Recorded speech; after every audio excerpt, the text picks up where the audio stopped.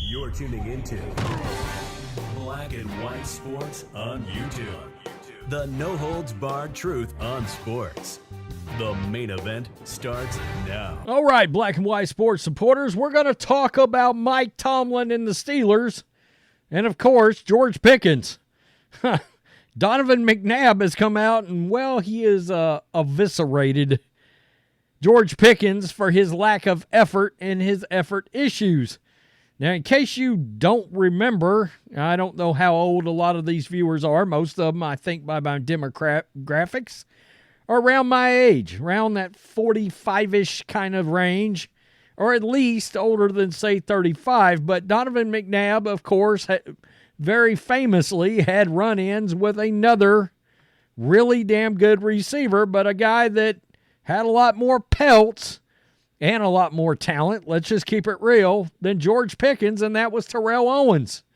And famously, it led to the Terrell Owens doing sit-ups in a driveway clip that, of course, went viral back in the day over a feud where he wanted out of Philadelphia. Now, I often believe that Donovan McNabb takes a bad rap. I'm old enough that I remember watching a lot of Donovan McNabb. I remember him in college coming out of Syracuse, and I thought he could end up being a pretty good quarterback, and that's exactly what Donovan McNabb was. He was a Hall of Very Good guy, kind of like Phillip Rivers, 6-time Pro Bowler, had about 270 total touchdowns in his career, went to a Super Bowl, didn't win one. I think he's a guy that would have gotten some Hall consideration if he could have gotten that one big ring under his belt as a quarterback, but he did not get it. Nonetheless, he works for Outkick now. How about that? Outkick. And he made some comments, and let's just say he doesn't seem like he's a massive George Pickens fan. A lot of these old school guys are not going to appreciate lack of effort. And, of course, George Pickens is getting eviscerated. We're also going to talk about Diana Rossini making some comments about Mike Tomlin's future and that there are 3 NFL teams that are expected to have interest in Mike Tomlin if they can get to him or if it looks like he may end up being available by trade. And, of course, we know Mike Tomlin's had a lot of issues with George Pickens. Mike Tomlin's taking a lot of shrapnel over Pickens because a lot of these old school Steelers guys are like, what are you doing? Bench the guy. Get him off the team. It's not like the Steelers to put up with lack of hustle, lack of effort. You know, the Steel Curtain, it's an old school franchise, you know, great rush defense, running the ball, great defense in general, just a hard-nosed organization, a blue-collar organization. So how can you have somebody that has a lack of effort on the team, even there?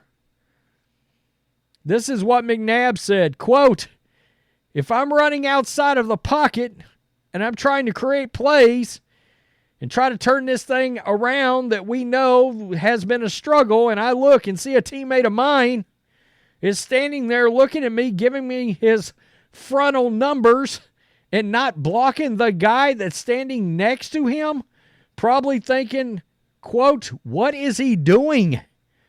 And he comes and tattoos me to stop me from getting in the end zone. I have a problem with that," he explained to Outkick senior NFL reporter Armando Saragero. "I have a problem because it's showing a lack of effort. It's showing you're selfish and not playing for the team. Another thing that comes to mind is, I mentioned before, this is not just one receiver. A couple of receivers were doing this. I'm sure he's talking about Deontay Johnson, but Pickens is probably the one that is the most talented that they have. He may be frustrated because he hasn't been getting the ball, but don't take it out on me as I'm the ball carrier and trying to help the team play." McNabb said it's a revelation for him. So that to me shows 1, you don't care. 2, it's all about you. 3, You're trying to get to the end of the season and be done. This is not a Mike Tomlin situation, he said. It's a culture thing. This is one in which I think the locker room has to police this and make sure that this is the last time this happens, because his next position he'll be in will be out the door. I guarantee you that. You're on a rookie deal. They will cut you or trade you as fast as they think you'll catch the next slant. Is that well-deserved? It probably is, especially after that comment in my eyes. That's what a lot of people have said, is that Mike Tomlin maybe shouldn't be the one to have to police this, although I think if his locker room's not going to, him as the coach has to draw a line, okay? But a lot of people have said, ex-Steelers, this needs to be handled in the locker room by other players. Maybe you got guys that feel like they can't, but Jaylen Warren, the guy that was involved in the running play, that Pickens self-admitted, I didn't want to block because I didn't want to get hurt. You could tell. I did a video yesterday. He's not happy. He's pissed. He said, I would have blocked for the guy. Pickens didn't. And I think it's clear there's a locker room fracture. And maybe it's between the offense and the defense, because the defense still seems like they're trying to play their asses off. This has turned into a nightmare over a month time for Mike Tomlin, and of course they dropped those games. So now let's get to this. And by the way, Diana Rossini names off the hot candidates that are going to be out there. Jim Harbaugh, Lou Anarumo, Raheem Morris, really? Dan Quinn, I still don't get that. We're going to do the Dan Quinn thing again. I know he's a really good defensive coordinator, but he feels like one of these really good coordinators, not so great head coach kind of guys, those Norv Turner kind of guys. You know, I don't think he would be another Josh McDaniels, but you know what I'm talking about. Here's the other guys. Frank Smith, Dolphins offensive coordinator. Look, I would take a look at him just so I could get that Mike McDaniel scheme, that Shanahan scheme. Mike McDonald, Ravens defensive coordinator. He's also from the Harbaugh tree, the Jim Harbaugh tree. Bobby Slowick, he's another guy I'd take a look at. Also, directly off the Shanahan tree. Aaron Glenn, Lions defensive coordinator. And, of course, it's going to be Brian Johnson, Ben Johnson. And I'm going to touch on a story about Ben Johnson in a minute, because Josina Anderson of CBS Sports, she got her ass handed to her over a story that Ben Johnson's agent just flat come out and said it's a damn lie. Like, she just made that shit up out of nowhere. It's a bad look. If that's not true, it's a bad look for Josina Anderson, who I never did care for when she was with ESPN. Mike Tomlin's future in Pittsburgh appears to be murky, mostly based on the recent performances against the Cardinals, Patriots, and Colts. That meltdown we've talked about. That month-long meltdown for the Steelers, where they looked like they were headed straight for 9-4, and, well, they are 7-7. They literally can win that game against the Bengals today, and they still only have a 13% chance of making the playoffs. I mean, it's a nightmare. It's a nightmare for that fan base. The fan base is frustrated. The team's play collectively lacks the strong Tomlin passion that we are used to seeing every season. Tomlin's contract expires in 2024. It's well known the Steelers organization won't engage in contract extensions with players or coaches during the season. So we wait and see. There has been chatter that perhaps the Steelers would consider trading Tomlin. This is where it gets interesting. To Washington? We talked about that a little. They'd like Belichick. The Chicago Bears, I actually did a video on that. Or even the Carolina Panthers to get back some picks. Don't forget, David Tepper was a minority owner in the Steelers organization before he just bought the Panthers. So there's a line to draw between Tepper and Mike Tomlin. Now, I don't know what their relationship is. She also throws out there that the Jets should consider it as well. I don't know about that, you know.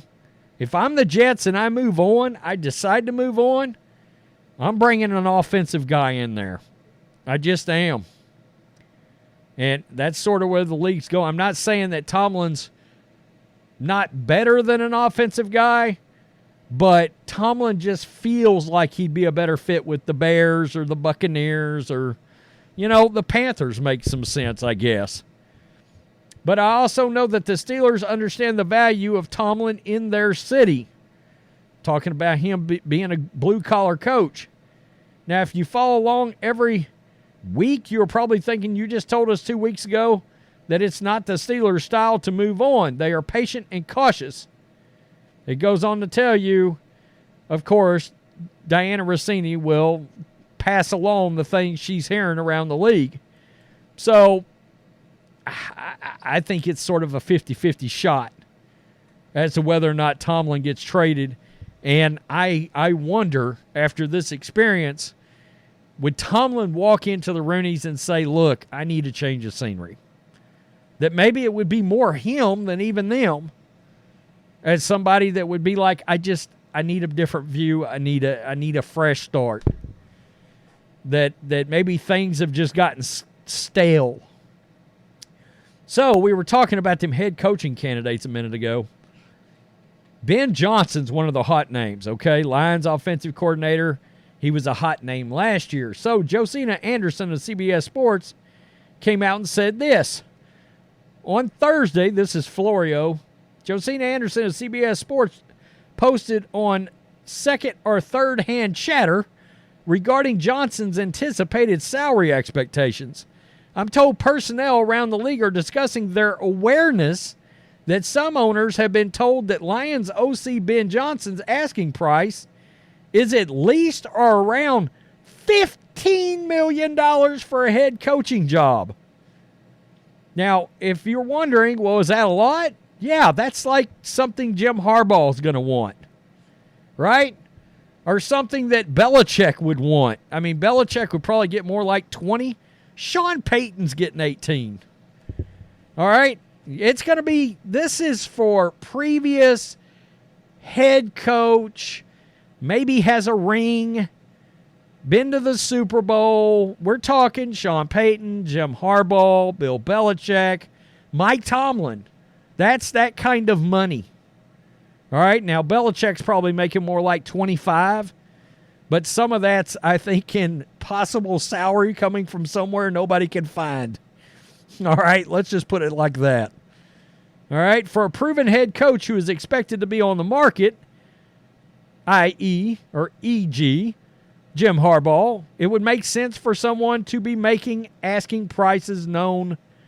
For a first-time head coach, the asking price is in the vast majority of cases the usual amount. So, the agent of Ben Johnson caught wind of this crap. Jeff Reisen of USA Today spotted the snarky response from Ben Johnson's agent, Richmond Flowers III. Quote, I'm told personnel around the league are discussing their awareness that there is no asking price or demand, and this tweet is 100% false and irresponsible reporting per a source. Yikes.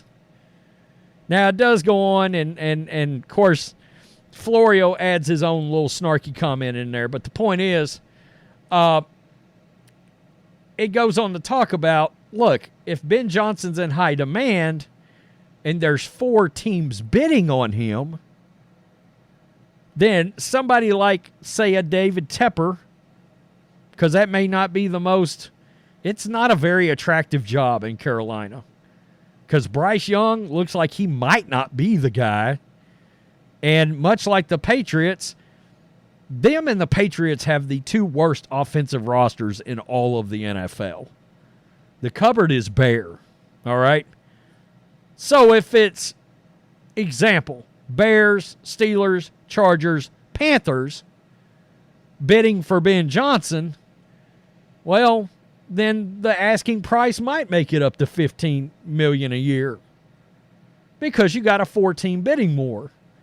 But what he's saying is, no, there has been no asking prices thrown out there to any teams or any sources. I mean, Ben Johnson's agent is just flat calling Josina Anderson a liar. False. You just reported false information per sources. I mean, obviously he was making a joke out of it too, but it's a bad look if that's not true at all. And it hurts Ben Johnson. You know? I mean, that hurts him a lot. If there are, whatever, if one of the owners or, say, a collection of owners have some kind of relationship with Josina Anderson, well, then, hell, she could be hurting him right now. You know? I don't know. It's kind of wild. Man, this Steelers thing, this Mike Tomlin thing, it's going to keep going, folks. On and on and on.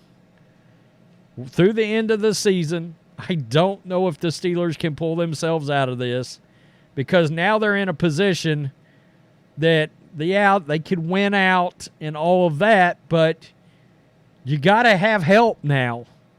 Now, it doesn't hurt that you're playing the Bengals today. You got to beat them, but Jake Browning looks like a real guy who will probably get some starting quarterback consideration next year, or at least compete to be a starter type of consideration. That's not going to be an easy game today. Like, I expect the Bengals to win that game, actually. I don't know. We'll have to see. Tell me what you think. Peace. I'm out. Till next time. Thanks for watching the show. Be sure to like, comment, and subscribe. Be sure to tune in next time on Black and White Sports.